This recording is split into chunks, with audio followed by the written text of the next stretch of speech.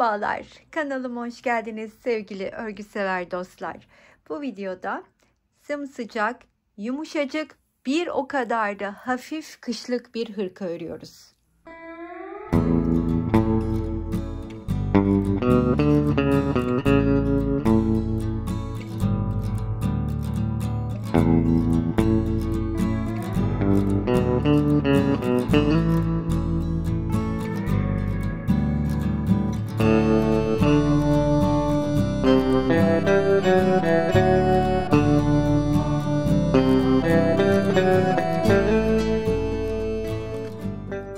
Şimdi önümde görmüş olduğunuz onlarca ip nedir diye düşünüyorsunuz ama az önce üzerimde gördüğünüz hırkayı burada elimde arta kalan birçok çeşitli ip ile ördüm.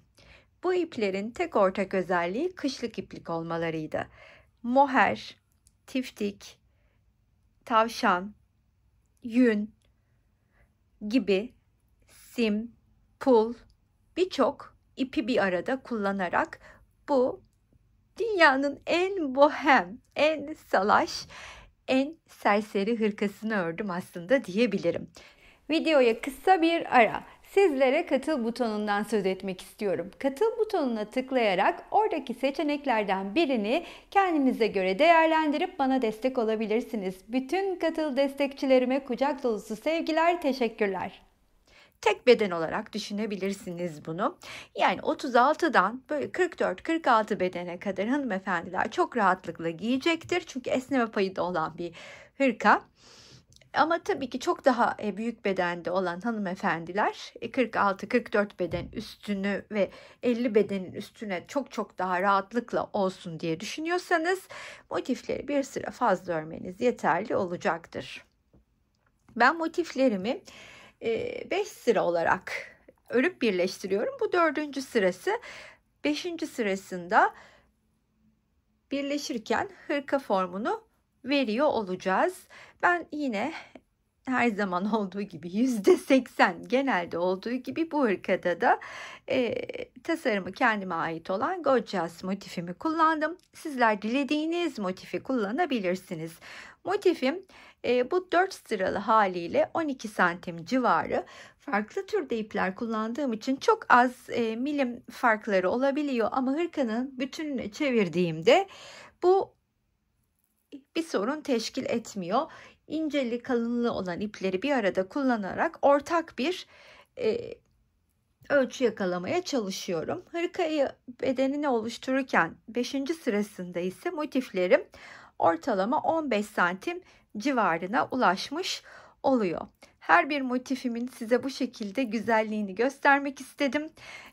Öyle güzel, öyle çeşitli ve farklı düşüyor ki bilmiyorum, ben çok sevdim. Umarım sizler de seversiniz, hoşunuza gider, örersiniz ve benimle paylaşırsınız diye düşünüyorum. Şimdi birazdan yapımına birlikte geçeceğiz. Elinizde kalan artan koton iplerle de olur ama koton iplerle bu kadar hafif, bu kadar sıcak kışlık bir hırka örmeniz mümkün olmayacaktır. Moherler, tavşanlar, yani kışlık iplerle örmenizi tavsiye ederim. Böyle motifleri de sohbet ederken tek tek önüme alıp gösteriyorum ki ne kadar farklı ipleri bir araya getirdim. Şimdi birazdan her birinin 5. sırasını örerken motifi aslında hırka şeklini de veriyor olacağım. Şöyle hala devam ediyorum. O kadar güzeller ki her birisini sizinle paylaşmak istedim. Bu kısımda sıkılanlar hızlıca geçebilir ama ben motiflerimi şöyle biraz daha sizlerle paylaşmak istiyorum. Yani bu kadar farklı ip bir motifte damla nasıl duruyor derseniz işte gördüğünüz gibi, bilmiyorum, ben çok sevdim. Siz ne düşünüyorsunuz? İpin farklılıkları da, türünün değişikliği de eminim oraya da yansıyordur. Bakın mesela en üst sırada kullanılan oldukça kalın buklet bir ip, ortasında ince bir ipi kullanarak diğer motiflerle eşit olmasına çaba gösterdim. Bu şekilde hazırlıyorum motiflerimi. Toplamda 84 motifle öreceğim bu hırkayı. Bayağı uzun bir hırka örüyorum. Bana göre bayağı uzun olacak. Tabi sizin boyunuz daha uzunsa şayet verdiğim 84 sayısının üstüne 9 motif ekleyerek işte 93 gibi sayıyı arttırabilirsiniz. Boyundan 9 motif büyütmeniz yeterli. Kollarını böyle çok uzun olsun istemediğim için 3 çarpı 2 6 artı 6 diye düşündüm. 6 bir kola 6 bir kola motif koyacağım. Daha uzun kollu isteyenler kıvırıp da kullanabilirler. O da güzel olur. Belki bir sonrakini öyle çalışabilirim. Ama burada biraz daha kısa bir kol. Yani kısa derken tabii ki çok kısa değil. Üstümde zaten gördünüz. Siz ona göre değerlendirip artı 3 motif ekleyebilir. Yani bir kolu 9 yapabilir ya da benim gibi 6 adetle çalışabilirsiniz. İplerim önümde gördüğünüz gibi farklı farklı ipler. Bu iplerle ortak bir tığ numarası kullanmaya karar verdim. Hırkanın bütününde hiçbir şekilde tığ numaramı değiştirmeden motiflerimi 4 milim tığla örüp 4 milim tığla da birleştirip büyük parçamı oluşturdum. İlk nasıl başlıyorum? Kol altından aşağıya enine ve boyuna motifleri örüyorum. Yani 9 çarpı 6. 9'u eni, 9 motif eni, 6 motif boyu olacak koldan aşağısı. Yani 9 çarpı 6 54 tane motifi birbirine ekleyip gelelim. Ben şimdi o parçayı önüme sereceğim. Nasıl ekleme yaptığımı üstünde göstereceğim. Bu motifin yapımını göstermiyorum ama belki benimle örmek isterseniz, aynı motifi örmek isterseniz diye ben bu videonun altındaki açıklama kısmına motifin yapımının linkini bırakıyor olacağım. Bu motifteki en büyük özellik burada. Hepsinde ilk 2 sırayı aynı renkle ördüm. Bunu belirteyim. O da tabii güzel bir efekt yakaladı. Tekrar şöyle gösterdiğimde, eminim biraz evvel gösterdiğimde de dikkatinizi çekmiştir. Her motifin ilk 2 sırası aynı renk. Sonraki sıraları, sonraki 3 sırayı değiştirdim. Normalde böyle 4'er sıra biriktirmeme gerek yok aslında. Video çekimi yapacağım için böyle biriktirip de devam ediyorum. Normalde 5 sıra yap. Diğer 5. sırayı yaparken öbürünü gel ona birleş. İşte tekrar ör, 5. sırada gel birleş mantığıyla devam edeceğiz. Hırkanın bütününde o mantığın nasıl ilerlediğini sizlere gösteriyor olacağım. Motiflerimi 6 çarpı 5 derken bakınız şöyle hemen göstermek istiyorum. 1, 2, 3, 4, 5, 6 boyu. 9 da eni. Yani hırkanın formunu verirken ne yapacağım? 5 motifi arkaya bırakacağım. Şöyle 2 öne motif alacağım. Şu şekilde göstermek istiyorum size hemen. Ve burası benim kol altına kadar birleştirerek ilerlediğim yer şu anda. Buradan itibaren artık önü ve arkayı ayırarak öreceğim. Buradaki birleştirme tekniğini nasıl yaptığımı, arkaya motifleri, öne motifleri eklerken zaten anlatacağım sizlere. Burada kol için bir ayrımı nasıl yapıyorum onu göstereceğim ve kol motiflerini de birlikte yerine yerleştireceğiz. Bakın şimdi hemen gösteriyorum. Kol altından itibaren uzunluğum 2, 4, 6. Üst kısma da 2 motif gelecek. Yani 8 motif uzunluğunda bir hırka örmüş olacağım. Sizler tabii ki uzunluğunu kendi zevkinize göre, kullanabileceğiniz şekle göre tercih edebilirsiniz. Hırkanın etrafını örmek gibi de bir niyetim yok aslında. Böyle olduğu gibi salaş bırakmak istiyorum ama belki sonrasında fikir değiştirip bir etraf örer miyim? Çok da emin değilim. Üstüme giyip gördüğümde daha net karar veririm diye düşünüyorum. Hani derleyip toplamak istemiyorum. Bırak dağınık kalsın hırkası gibi düşünebilirsiniz. Zaten ortalıkta dağınık kalan ipleri toparlayıp ortaya çıkardığımız bir parça kendisi. Şimdi bu formu hırkamın. Ne yapacağım bu formda? Hemen şu şekilde alacağım ve arka kısmını önüme alıp, şimdi burası arkasıydı ya, katlamıştık. 2 motifi buraya, 2 motifi buraya da koymuştuk. Hemen aynı formu vererek önüme aldım.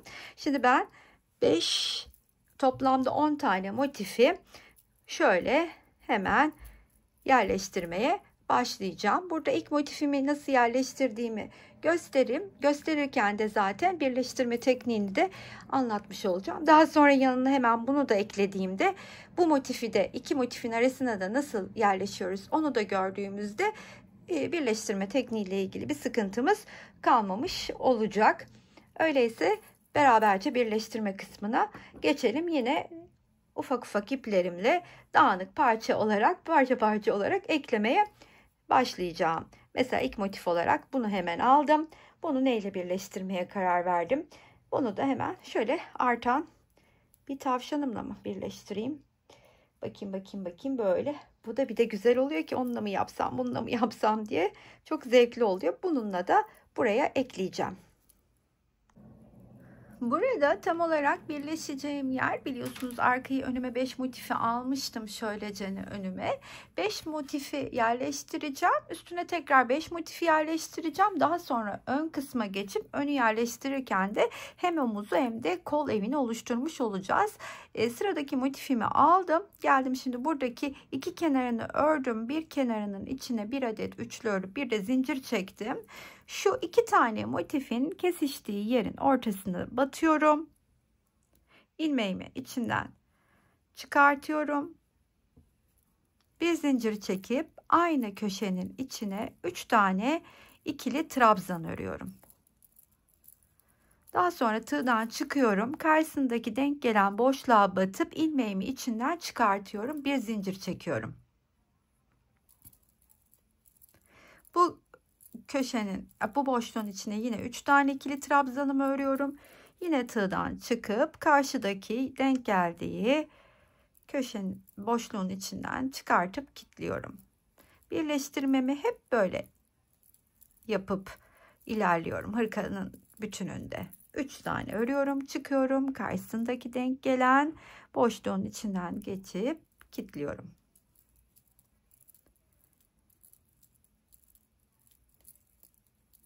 Çıktım, yine karşısındaki köşeye kadar ilerliyorum. Şimdi köşeyi nasıl geçeceğim onu da göstereceğim size. Çıktım. Köşeye geldiğimde köşenin içine 3 tane ikili trabzanımı ördükten sonra bu defa bir zincir çekip çıkıyorum ve bu ikisini yine ortak olan yere, şu orta kısma batıp tığımı çıkarttıktan sonra ilmeği içinden geçiriyorum. Bir zincir çekip yine köşenin içine geliyorum. 3 tane ördükten sonra yine diğer üçerli ikili trabzanlarımı boşlukların içine örmeye devam ediyorum. Şimdi size göstermek istediğim, bakın nasıl birleştik işte. Bu mantıkla bütün hırkayı birleştireceğim. Tabii şu kısmı yerleştirmeyi de size gösterirsem aslında çok rahatlıkla hırkanın bütününü de oluşturuyor olacaksınız. Eğer benimle aynı uzunluğu yapıyorsanız zaten siz de ilk başta 6 çarpı 9 54 tane motifinizi örüp bir birleştirin. Sonra aynı buradan itibaren gösterdiğim mantıkla da ilerlemeye devam edin. Şimdi bununla da işimiz bitti. Hemen kesiyorum. Böyle ipleri üstünde bırakmadan burada ipimi gizleyeceğim. Hemen sıradaki şuradaki motifimi ipi gizledikten sonra yerleştirmeye başlayacağım. Tam olarak buraya sıradaki motifimi yerleştirmek için geldim. Onun da 5. sırasını örüyorum. Köşeye 3 tane ikili trabzanımı örüp bir zincirimi çektim. İki kenarını şu şekilde açık bırakıp geldim. Buradan köşeden hemen ilmeğimi çıkartıyorum. Bir zincir çekiyorum. Tığımın üstüne ip alıp buradaki köşenin içine 3 tane ikili trabzanımı örüyorum. Tığdan çıkıp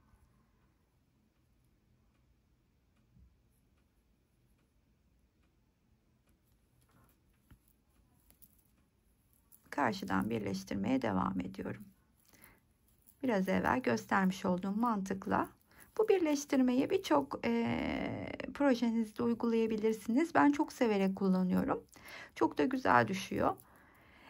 Birleştirme ile ilgili çok fazla bilginiz yoksa, henüz bu hırkaları çok çalışmadınızsa size nacizane önerim kanalımdaki önceden çekmiş olduğum hırka yapım videolarını ve birleştirme tekniklerine ait videoları izlemenizi tavsiye ederim. Birçok videoyu izledikten sonra hırka yapımına başlamak çok daha sağlıklı olacaktır. Yol alıp ilerlerken, beden oturtmada, birçok şey için. Şimdi köşeye kadar ilerledim. buradaki köşeyi birlikte geçelim istiyorum. Bunun için de ilk olarak köşenin içine 3 tane ikili trabzanımı öreceğim.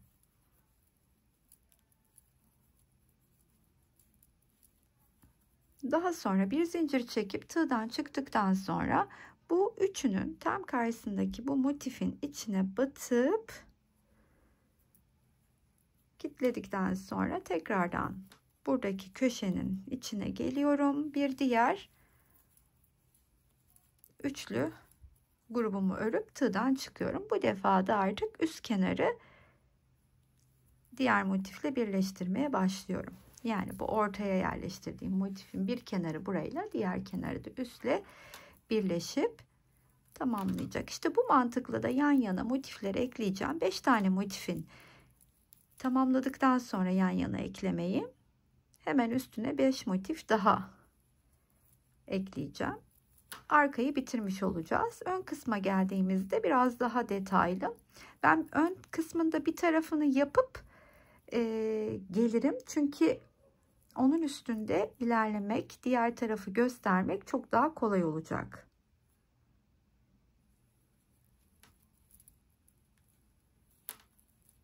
Sonuna kadar ilerliyorum. Bakın hep her seferinde üçlü grubu örüp tığdan çıkıyorum. Karşısındaki denk gelen boşluktan şöyle kilitledikten sonra tekrar dönüyorum buraya. Buradaki köşeye kadar ilerleyeceğim. Köşeyi de birlikte yapalım.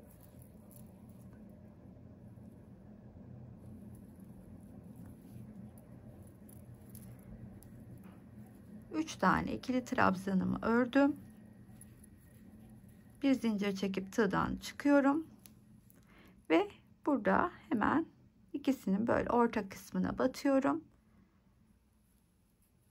İlmeğimi çıkartıp bir zincir çektikten sonra burada ilk örmüş olduğum trabzanın tepesine gelip tam tepesine batmam lazım. İlmeği ipi içinden geçirip kilitliyorum ve kesiyorum.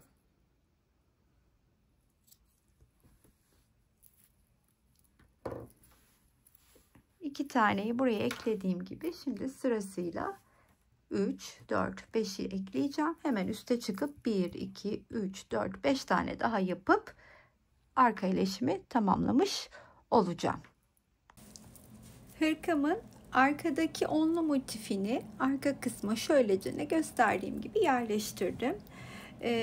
Sırada ön kısmı yukarı doğru ilerletip hem kol evini hem de omuzu oluşturmak var. Şu kol evini oluşturacağımız kısımdan ilerlemek istiyorum. Çünkü bunu buraya eklerken bakın şimdi bu motifimin yarısına kadar olan kısmı buraya yerleştireceğim. Şöyle göstereyim. Çünkü burada yarım bıraktığım alana bir motif yerleştireceğim. Aynı şekilde burada da buraya koyduğum motifi de yarısına kadar yerleştireceğim. Şimdi birlikte birleştirmelerine başlayalım. Bu tarafında motifinin iki kenarını ördüm. Bu taraftaki motifin de iki kenarını ördüm. Şimdi birlikte yerine yerleştireceğiz. Buradaki motifi yerine yerleştirirken elimin yönüne göre bu şekilde koyup buradan başlayacağım. Yarısına kadar örüp yarısını ayırıp birleşmeden örmeye. Şimdi o zaman bunu hemen kenara alıyorum. Nasıl koyduğumu hatırlatırım. Bakın iki kenarını ördüğüm kısım yukarıda. Şimdi bu aşağıyı birleştirmeye başlıyorum. Tabi elimin yönüne göre hareket ettirebilmem için de hırkayı önüme doğru çekiyorum örerken. Burada köşeye örmüştüm 3 tanemi. Bunun için hemen buradaki ortak noktaya batıp ilmeğimi çıkartıyorum. Bir zincir çekip köşenin içine 3 tane ikili trabzanımı örüyorum. Tığdan çıktıktan sonra hemen karşılıklı bu kenarı sonuna kadar birleştirmeye devam ediyorum.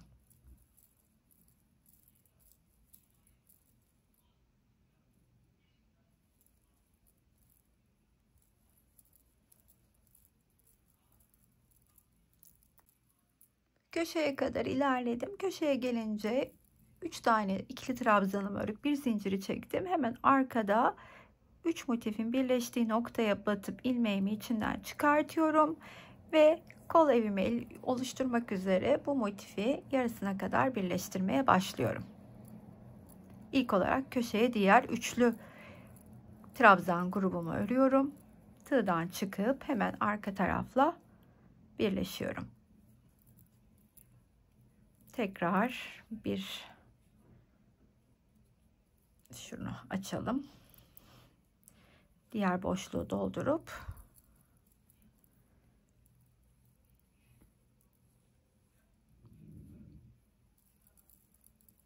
birleşiyorum.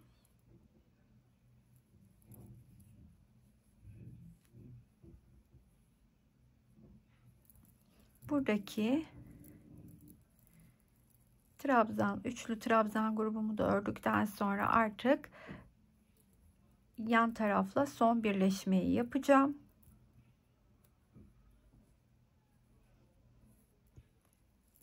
Şöyle ilmeğimi çıkartıyorum. Buraya kadar yan tarafla birleşiyorum. Buradan sonrasını artık diğer tarafla birleşmeden öreceğim. Şu ipimi düzelteyim. Bakın artık ayrı örüyorum. Tam olarak bir motifi yerleştireceğim. Kol altındaki kısmı da tamamlamış olacağım böylelikle.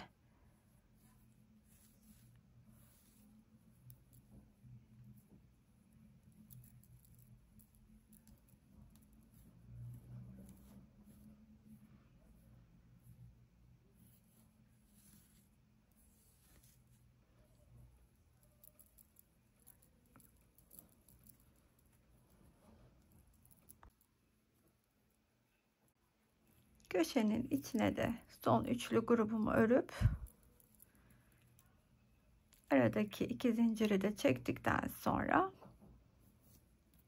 buradaki ilk örmüş olduğum trabzanın tepesine batıp kaydırarak ipimi kesiyorum. Bakınız şimdi. Burası işte benim motif yerleştireceğim vakit yarım olarak yarısını bu kısma yerleştireceğim yer olacak ki örerken zaten daha net anlayacağız. Bu taraftaki motifi ise bakın şöyle yerleştireceğim. Yeri böyle. Bunu onun için ortasına kadar ördüm. Şimdi birleştirmeye yandan başlayıp buradan devam edip alt kenarını buraya kadar öreceğim. Böylelikle bu tarafın motifi de yerine oturmuş olacak. Yine önüme doğru döndürüyorum. Tam ortasına kadar 2 taneyi ördüm. Burada da bakın tam ortasını buluyorum arkada. Zaten çok belli oluyor tam ortası. Şurası. İlmeğimi oradan geçirip hemen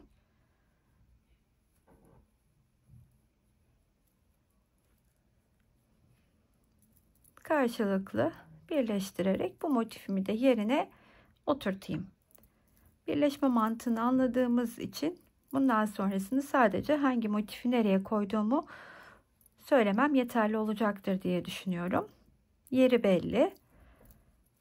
Şu köşeyi de bir kere daha birlikte geçelim.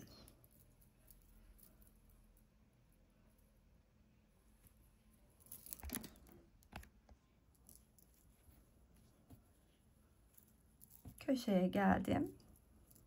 Önce bir tane üçlü grubumu örüyorum. Bir zincir çekip şurada orta kısma batacağım. Tam ortasını buluyorum. İlmeğimi de içinden geçirdikten sonra bir zincir çektim. İçine 3 tane ikili trabzanımı örüyorum. Ve alt kenarı birleştirmeye başlıyorum. Karşılıklı. Tığdan çıkıyorum hemen. Karşısındaki denk gelen boşluğu bulup ilmeğimi içinden geçirdim. Bir zincir geldim aşağıya.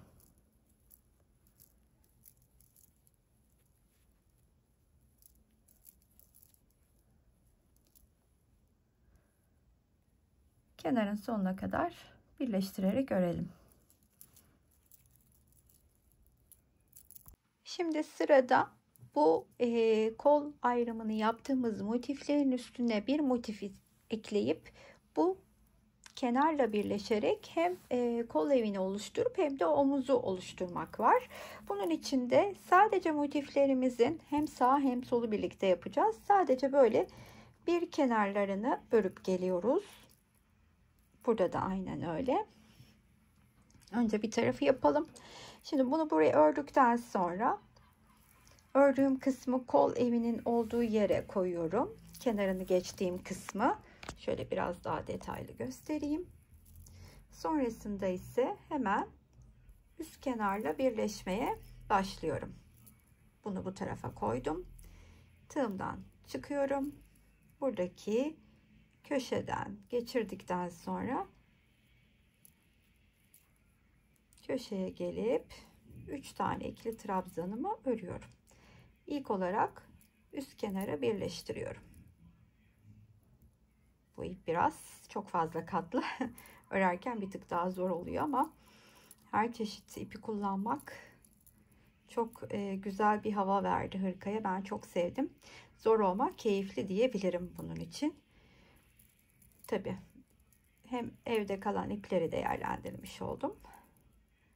Hem de sizler de artan iplerle gayet şık bir hırka yapabilirsiniz. Belki size fikir olabilirim diye düşündüm. Bu kenarı sonuna kadar ekleyeyim şunu. Sonra bu kenarı da öreyim. Buradan da bu kenarla birleşeceğiz.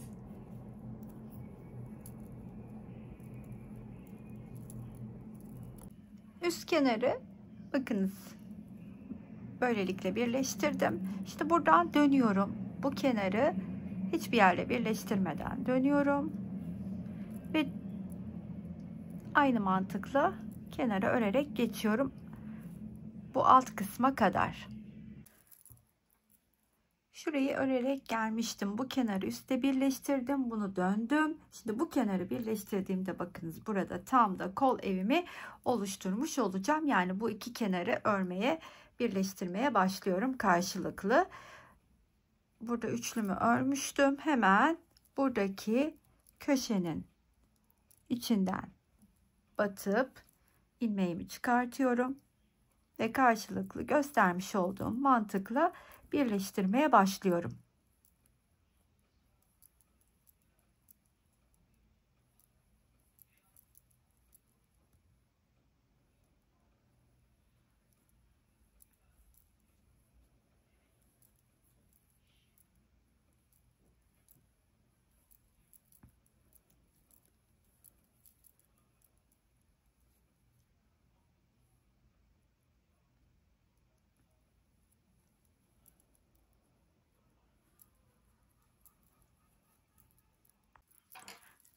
Kol evim böyle bakın oluştu.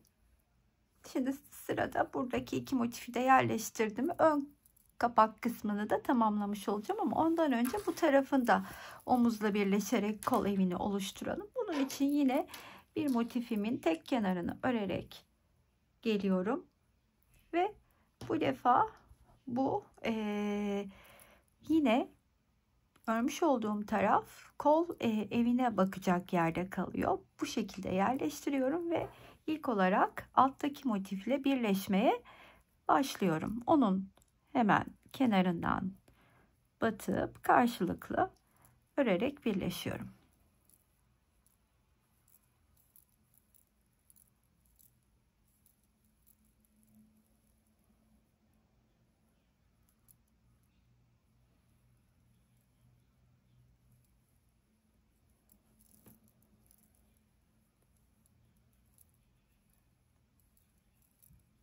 Şimdi bu iki kenarı birleştireyim karşılıklı.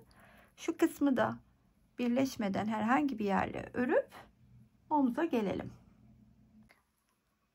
Burayı birleştikten sonra bu kenarı da ördüm. Şimdi sırada bu üst iki kenarın örülmesi var. Bunun için de arkadaki köşenin ortasına batıp ilmeğimi içinden geçirdikten sonra üst kenarları birleştirmeye başlıyorum. tamamladığımda bu tarafında kol evi oluşmuş olacak.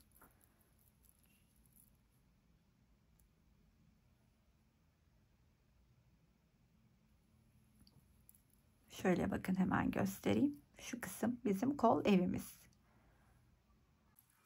Her iki tarafında kol evini oluşturdum. Şimdi iki motif burada kaldı.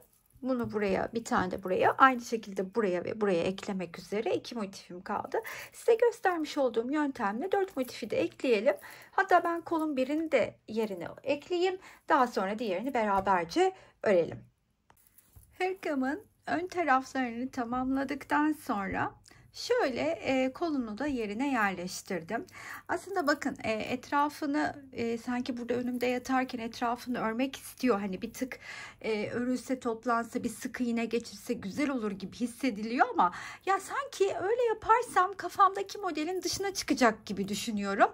Biraz böyle hani deneyeyim, kullanayım. Çok da bunu kendim için ördüm çünkü. Eğer çok da içime sinmezse, rahatsız olursam etrafına da bir şey yaparım diye düşünüyorum. O kadar renkli, o kadar farklı ki. Yani açıkçası etrafını öreceğim rengi bile kestiremedim. Örersem belki koyu tonlardan, işte siyah olabilir, ne bileyim, belki koyu kahve olabilir. Geçebilirim. Ama çok da emin değilim. Kolu şu şekilde, bakın, yer bırakmıştık ya. Şu şekilde yerleştirdim. Şimdi buradaki kol evini de önüme alıyorum şöyle. Hemen yerleştireceğime uygun şekilde şurasını şöyle tutacağım, kol evini, ve buradan ilk motifimi ekleyerek başlayacağım. Ekleyeceğim motifimin 3 kenarını örüp geldim. Şimdi şuradan da hemen başlayacağım kol altındaki kısma yerleştirmek için. Şu iki motifin birleştirdiğim noktaya batıyorum ve ilmeğimi içinden geçiriyorum. Bir zincir çektikten sonra şimdi bu elimdeki motifin yarısını sağda kalan motifime, diğer yarısını ise solda kalan motifime ekleyeceğim. Bakın, karşısına tam denk gelen noktadan eklemeye devam ediyorum.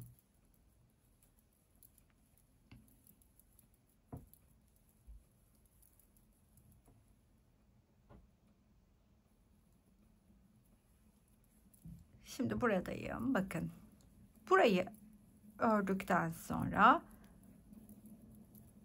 bu ilmeğimi geçireceğim nokta şuradaki kesiştikleri orta nokta.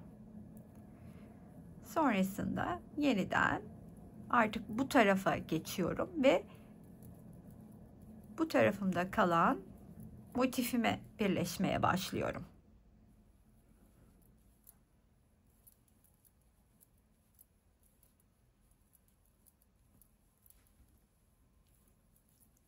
Karşısına denk gelen yere batıyorum. Tam ortalayarak motifi güzelce yerleştirmiş oldum. Şimdi köşenin 3 tane ikili trabzanını ördüm. Bir zincir çektim, tığdan çıktım ve burada da orta noktaya batıp ilmeğimi çıkarttıktan sonra bir zincir çekiyorum.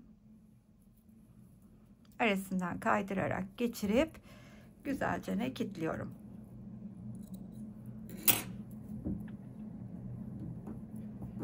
İpimi gizleyeceğim ve sırasıyla artık bakın kol altına nasıl yerleştirdiğimi şöyle göstereyim size.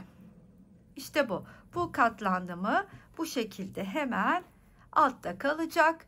Motiflerin biri burada, biri arkada. İlk 3 sırayı tamamlamış olacağız. Yani birini buraya yerleştireceğim hemen. Buraya ikinci ekleyeceğim motifi aldığımda elime iki kenarını örüp geliyorum. İki kenarını ise açık bırakıyorum. Ve hemen buradaki kenara batacağım ve böylecene yerleştiriyorum. Şöylecene. Kol evine üçüncü motifi yerleştireceğim zaman sadece bir tek kenarını örüyorum son sırada. Çünkü üç kenarını örerek yerine yerleştireceğim. Yine aynen bu köşeden başlıyorum ve üçüncü motifimi buradaki motiflerin arasına yerleştiriyorum. Kol evinin de ilk 3 motifini böylelikle yerine yerleştirmiş olacağım. Daha sonra hemen bir alta diğer 3 motifi de buraya, bu nasıl yerleştirdimse 3 motifi o şekilde yerleştirmeye devam edeceğim. Ve hırkamı tamamlamış olacağım. Umarım anlaşılır olmuştur sizler için. Çünkü aslında oldukça kolay bir hırka ama tabii ki genelde hırka öğrenen arkadaşlarım, daha önceden detaylı videolarla hırka öğrenen arkadaşlarım için daha ayrıntılı bir video diyebilirim. Tekrar altını çizmek isterim. Yeni başlayan arkadaşlarım mutlaka diğer videolarımı izleyip hırka yapımına başlasınlar. Öyleyse kolu tamamlayıp artık finali yapabiliriz. Evet efendim, geldim finale. Çok afilli, havalı, bir o kadar bohem, salaş, serseri bir hırkam oldu. Tam da hayal ettiğim gibi. Etrafını örmedim. Bırak Damla dağınık kalsın dedim. Dağınık bıraktım. Belki daha sonra örmek istersem etrafını da örebilirim. Kollarının da ağzını geçmedim. Tam istediğim gibi durdu üstümde. Umarım siz de duruşunu beğenmişsinizdir. Boyumuz 115 santim oldu. Enimiz ise 120 santim oldu. Bunu da belirtmek isterim. Oldukça kullanışlı, sıcak, yumuşak bir hırka ve bu kadar boyunun uzun, bedeninin salaş olmasına rağmen sadece 800 gram geldi hırkam. Koton iplerle ördüğümüzde siz de biliyorsunuz ki kalça altı hırka bile 700-750 gram civarı gelmekte. İplerimin her biri, hepsi, içinde ne kullandımsa Bilhaya Lobby'den. Damla bizde bu kadar ip ne arar derseniz eğer, ben kendileriyle görüştüm. Onlar size 10-15 tane renkli kitler hazırlayacak. Hatta isterseniz daha da fazla belki kitin içine eklerler. Moherleri, tavşanları, simli ipleri siz de dilediğiniz gibi karıştırarak benim gibi böyle bohem, etnik bir hırkaya sahip olabilirsiniz. Anlaşılır olmuştur diye umut ediyorum. Beğendinizse her zaman olduğu gibi sizlerden bir kalbinizi rica edeceğim. Beni desteklemek isterseniz, ki bu benim için gerçekten kıymetli, hemen aşağıda abone ol tuşuna tıklayarak ücretsiz bir şekilde abone olur ve sevdiklerinizle paylaşırsanız, onlar da Damla bunu örmek ister diye düşündüklerinizle beni çok mutlu edersiniz. Buraya kadar izleyen herkese çok ama çok teşekkür ediyorum. Sıradaki videolarda görüşmek üzere. Hoşça kalın arkadaşlar.